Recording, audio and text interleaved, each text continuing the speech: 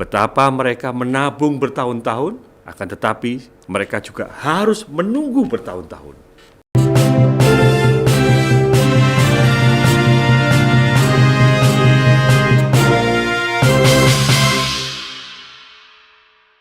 Warahmatullahi wabarakatuh. Salam sejahtera untuk kita semua. Bertemu kembali di Opini, dan harapan kami kita semua sehat walafiat. Tentunya Opini akan senantiasa menampilkan hal-hal yang lagi topik, dan kita coba bicarakan tentunya untuk memberikan wawasan baru dan mencerdaskan, serta bagaimana kita mensikapi semuanya ini secara arif dan bijaksana. Seperti kita tahu bahwa cuplikan berita yang menyampaikan tidak mudah mengelola dana haji. Artinya bahwa Badan Pengelola Keuangan Haji dihadapkan kepada persoalan-persoalan yang cukup rumit, karena memang sudah diatur di dalam peraturan pemerintah di mana dana haji itu harus dikelola secara baik dan benar serta akuntabel. Di samping itu juga pengelolaan dana haji juga ketika itu dilakukan pengembangan tidak boleh melepas daripada syarat-syarat syariah yang ditentukan, karena ini memang keuangan umat. Saudara-saudara sekalian, dalam opini ini, kenapa kita tampilkan ini dan kenapa kita sampaikan? Karena kita tahu bahwa sudah terkumpul lebih dari 150 triliun dana haji. Itu adalah dana masyarakat kita yang ingin melaksanakan ibadah ke Mekah yang memang disyaratkan, dan itu akan menjadi impian semua muslim di dunia, wabil khusus di Indonesia. Kita kembali kepada pengelolaan dana haji. Masyarakat tentunya tidak saja mengharapkan, tidak saja menginginkan, tapi transparansi daripada pengelolaan dana haji ini sangat-sangat dibutuhkan oleh masyarakat, sehingga masyarakat pun tahu dan tidak menebak, bahkan berburuk sangka atas adanya dana haji ini sendiri. 03. Saudara sekalian, di opini ini juga kita perlu mengingat bahwa berdirinya sebuah badan yang mengelola atas keuangan haji ini juga sudah diatur, bahkan direksinya pun dibatasi ruang lingkup, bahkan ketika mereka lalaikan dalam tugas, mereka harus tanggung renteng sesuai dengan aturan yang sudah ditetapkan. Yang paling utama adalah penempatan dana haji ini kemana? Ini yang menjadi pertanyaan kita semua. Membutuhkan sebuah skill, membutuhkan sebuah keberanian, membutuhkan sebuah langkah seseorang yang bisa mengelola amanah ini dengan baik. Sekali lagi, mengelola amanah ini dengan baik. Tidak menganggap uang ini adalah uang investasi masyarakat, bukan. Tetapi ini uang yang dititipkan warga masyarakat, khususnya mereka yang akan berangkat ke Mekah, dan uang itu bisa dimanfaatkan untuk pengembangan daripada keumatan. Di samping itu juga bisa juga kita gambarkan bahwa mungkin yang saat ini bisa dilakukan adalah pengembangan dana haji itu. Parkirnya adalah di bank muamalat misalnya, karena itu standarisasi daripada syariat. Saya membaca sebuah catatan dari deputi daripada investasi dana haji yang menyampaikan sulitnya mengatur persoalan ini karena ada batasan-batasan. Tapi saya yakin seorang deputi ini pun di investasi daripada Badan Pengelola Keuangan Haji juga harus memikirkan bagaimana dana ini tidak saja aman, tetapi dana ini terus berkembang dan berkembang. Sebuah risiko atas sebuah keputusan pengambilan investasi ini yang sembrono akan mengakibatkan fatal dan akan mengakibatkan kerugian yang tentunya akan berdampak kepada pembatalnya atau tertundanya, bahkan tak terbayarnya daripada persoalan-persoalan yang ada di Saudi Arabia. Saudara-saudaraku sekalian, di opini, tentunya kita tahu komponen-komponen yang harus dibayar, mulai dari sewa pesawat ketika jamaah itu berada pada posisi di Indonesia, bahkan mereka dari rumah mereka harus ke asrama haji, kesehatan mereka dan lain sebagainya, sampai mereka mendarat di King Abdul Aziz, kemudian mereka harus berada di maktab. Dan saya yakin memang kita akui dan kita jujur mengatakan pelayanan haji semakin tahun semakin meningkat. Tetapi persoalan-persoalan haji sekarang juga demikian muncul persoalan. Korelasi antara pengelolaan dana haji dengan pelaksanaan haji itu sendiri juga semakin kita tahu. Kita mencoba untuk ilustrasikan bahwa ketika kos atau biaya haji yang sudah ditetapkan pemerintah, tiba-tiba ada perubahan dan itu pun akan menjadi tanggung jawab siapa?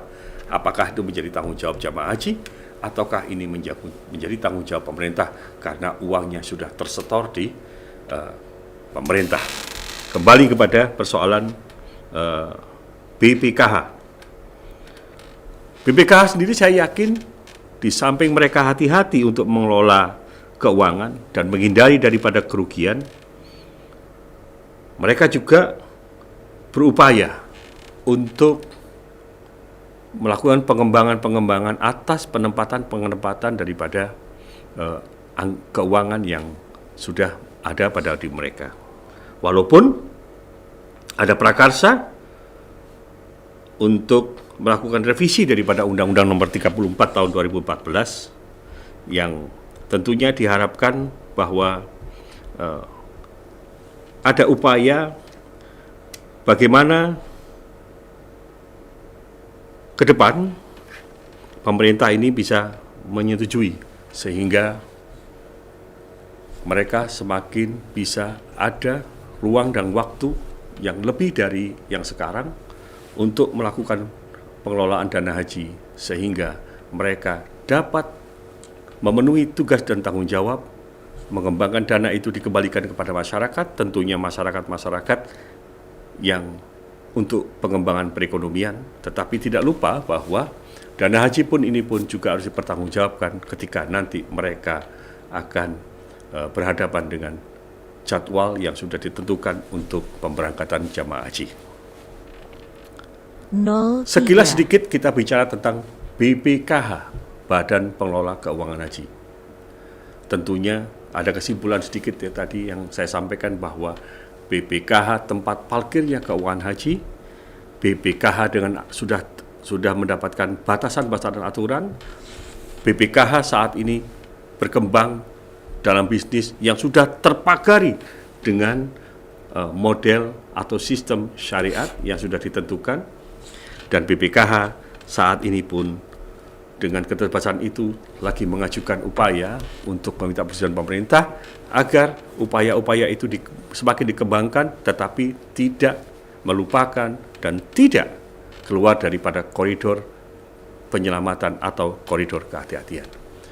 Akan tetapi pengelolaan dana haji yang 150 triliun lebih ini harus betul-betul ditujukan kepada pembangunan sumber daya misalnya, pembangunan infrastruktur misalnya, yang betul-betul tahu secara sistematis ini tidak berisiko tinggi.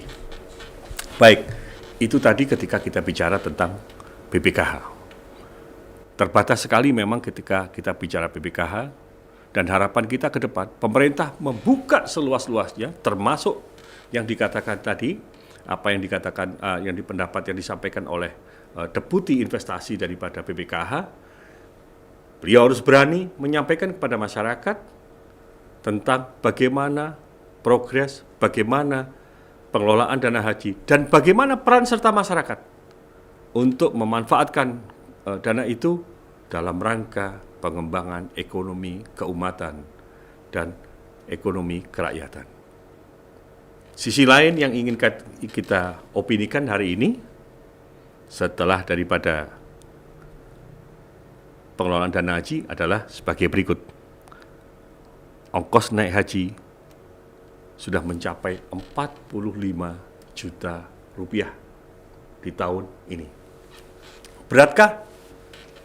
Pemerintah melalui Dirjen daripada haji juga harus terbuka, karena komponen-komponen harga 45 juta, apakah ini sudah termasuk pesawatnya, termasuk juga di situ ada living cost-nya, yang masalah sampai sekarang dan itu tidak pernah itu terselesaikan, dan terus adalah, dan saya yakin pemerintah mengupayakan itu adalah jarak tempuh antara Masjidil Haram, Masjid Nabi dengan tempat tinggal mereka. Tentunya kita sudah tidak mengendar lagi bahwa jamaah haji Indonesia adalah jamaah yang ikhlas. Akan tetapi jargon itu tidak boleh terus-menerus dijadikan alasan terhadap pelaksanaan daripada pelayanan haji oleh pemerintah kita kepada jamaah haji kita. Kita bayangkan betapa mereka menabung bertahun-tahun, akan tetapi mereka juga harus menunggu bertahun-tahun. Pengalaman yang pernah kita alami bahwa semestinya pengelolaan haji ini sudah seperti tahun 90-an, sebelum tahun 90 ketika tabung haji Malaysia. Dan itu bisa saya sampaikan sebelum tahun 90 ketika kami pengalaman sebagai petugas haji di sana, betapa sangat berbedanya pelayanan. Begitu mereka mendarat di King Abdul Aziz antara jamaah haji Indonesia dengan jamaah haji Brunei, demikian juga jamaah haji Malaysia. Tenda mereka juga beda, yang mereka nikmati juga beda. Akan tetapi lambat laun terus-menerus pemerintah Republik Indonesia dimulai daripada reformasi kemarin terus membenahi itu, sehingga ini semua akan menjadi baik. Kuncinya adalah komunikasi. Komunikasi dengan pemerintah Saudi, pemerintah kerajaan Saudi, dan yang paling penting adalah koordinasi dengan para muasasah yang punya maktab dan lain sebagainya, karena bagaimanapun juga mereka tergabung pada sebuah asosiasi yang memang diatur, mulai dari asosiasi daripada penyelenggara di Asia Tenggara dan lain sebagainya. Angka 45 juta ini masih dirasakan beratkah oleh masyarakat? Tentunya hitung-hitungan itu juga harus dibuka kembali. Yang paling penting adalah ketika awal masyarakat sudah membayar, sudah cukupkah 45 juta itu terbayar sehingga mereka sudah naik haji? Ternyata belum. Mereka bisa membayar 45, tetapi berangkat mereka masih juga untuk menunggu tahun-tahun, bahkan masih panjang, bahkan puluhan tahun. Yang lebih penting lagi bahwa cukupkah 45 itu sudah selesai sehingga mereka tidak ditarik apapun lagi, dan saya yakin pemerintah sudah tertib untuk itu. Akan tetapi mereka juga harus diberikan sebuah transparansi bahwa pelayanan itu harus dibuka mulai awal.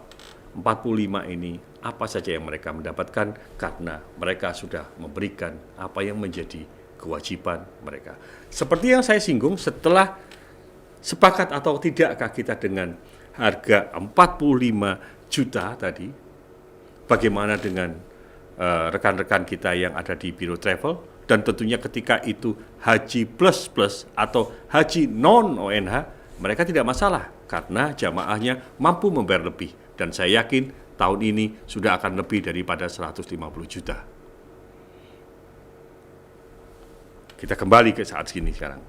Bahwa kita lihat antrian sekarang. Antrian daripada kita berangkat haji. Di Jawa Timur sendiri cukup fantastis. opini semua, opini kita bahwa harus mencapai 33 tahun. Apakah itu artinya saat malam ini kita bicara, kemudian kita mendaftar dan kita membayar, baru terlaksana niat kita 01 di 33 tahun ke depan? Tidakkah kita mencoba untuk berpikir lebih praktis, untuk semakin dipersingkat? Tentunya ini akan berkaitan dengan kuota 06 yang telah ditetapkan oleh Kerajaan Saudi untuk Indonesia. Diplomasi sangat diperlukan. Bagaimana komunikasi kita dengan Arab Saudi? Tentunya jamaah haji kita juga dibutuhkan sebuah kesabaran bahwa jumlah yang ingin naik haji, jumlah yang mampu membayar untuk berangkat haji dengan kuota yang diberikan sangat terbatas. Bahkan kita tidak aneh apabila orang akan berusaha untuk berangkat haji, walaupun orang Indonesia mereka berangkat dengan paspor Filipina misalnya, Thailand misalnya, dan Malaysia dan lain sebagainya, karena mereka juga punya kuota. Akan tetapi persoalan ini sudah semakin diantisipasi oleh pemerintah agar tidak terjadi ditelantarkan di negeri orang lain. Peran serta masyarakat, kewajiban masyarakat kita terhadap persoalan haji ini adalah di samping mempersiapkan mental dan moralnya, di samping juga mempersiapkan anggarannya, tapi mereka juga disiapkan untuk pola pikirnya bahwa jangan lakukan lagi sesuatu yang tidak sesuai dengan ketentuan negara. Banyak kita temui tahun-tahun sebelumnya, sebelum COVID, bahwa mereka harus tidak bisa berangkat karena persoalan visa. Mereka akhirnya tercancel di sebuah bandara dan itu berada di luar Indonesia. Ini akan menjadi persoalan-persoalan besar bagi negara kita. Ikuti saja, kita ikuti bagaimana pemerintah. Namun, pemerintah juga harus jujur bahwa ke depan birokrasi ataupun tata kelola haji ini harus semakin baik. Pengalaman kemarin ini akan menjadi sebuah catatan dan pengalaman-pengalaman itu tidak boleh terjadi lagi. Saudara sekalian, di opini ini saya juga ingin menyampaikan bahwa selama 33 tahun tentunya apa yang harus kita lakukan? Paling tidak berilah kesempatan kepada kawan-kawan kita yang memang belum haji. Atau apabila ingin, lakukan itu mungkin dengan umroh. Tapi memang tidak bisa tidak, karena haji adalah sebuah impian daripada masyarakat kita semua. Kembali kepada antrian ini. Tentunya harapan kita bersama bahwa pemerintah terus-menerus agar bisa menekan, tentunya menekan jarak untuk keberangkatan yang sekian panjang, tentunya itu akan paralel dengan kuota. Apakah kuota kita akan sama dengan tahun yang kemarin? Itu juga akan menjadi persoalan yang tentunya harus diperhatikan. Paling tidak, harus ada jalan keluar. Artinya, masyarakat juga harus menyadari bagaimana apakah fasilitas-fasilitas yang ada di Saudi, terutama fasilitas-fasilitas untuk akomodasi, ini juga sudah sangat memadai atau belum.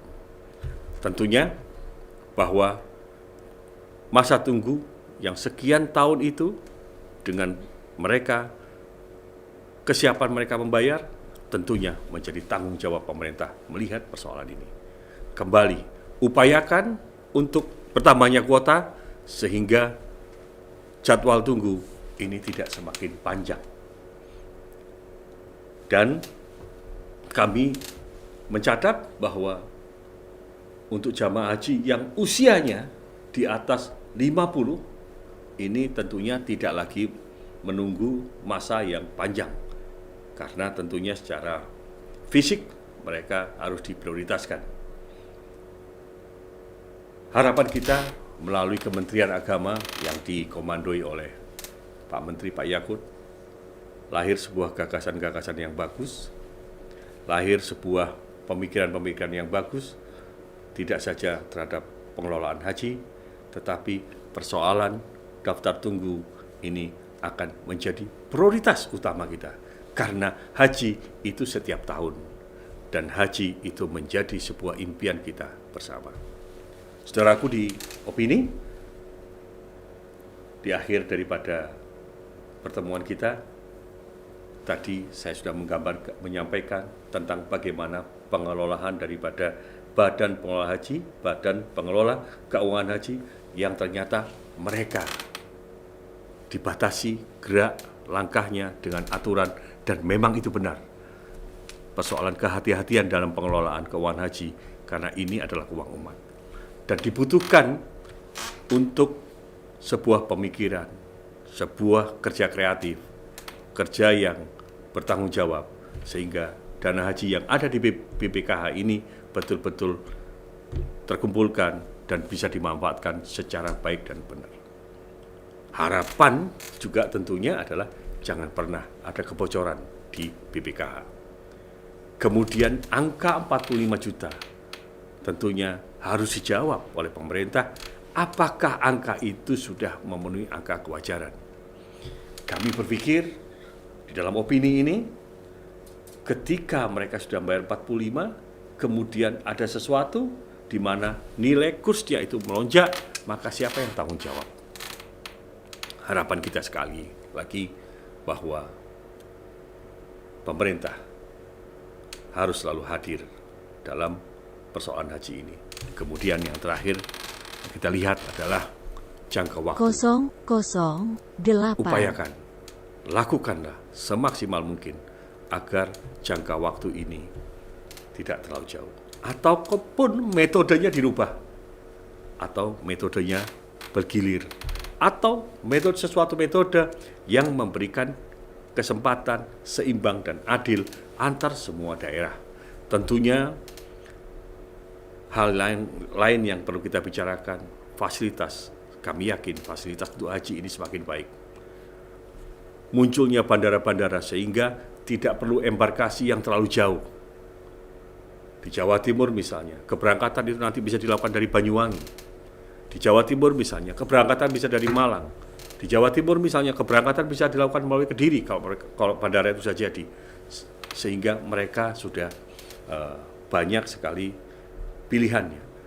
Kalau dulu yang NTB berada di Jawa Timur, mereka sekarang sudah cukup melalui Bandara Praia, Lombok Tengah, mereka sudah berangkat. Dan bandara-bandara yang lain. Kami yakin, kami percaya bahwa pelayanan transportasi sudah semakin baik.